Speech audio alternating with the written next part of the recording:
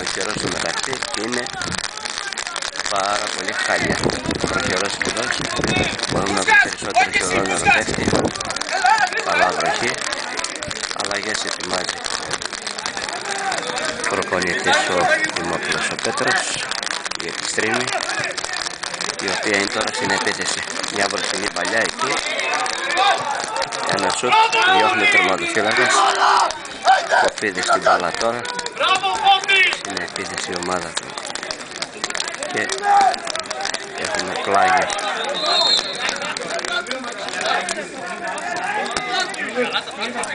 Πλάγιο για την ομάδα της στρίμης. Ο καιρός είναι πάρα πολύ χάλια, βροχερός, περισσότερο χιονόνερο μπορούμε να πούμε ότι πέφτει και αρκετό κρύο.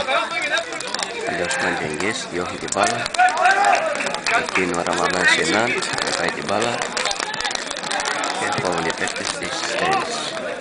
Μαζεύει την μπάλα,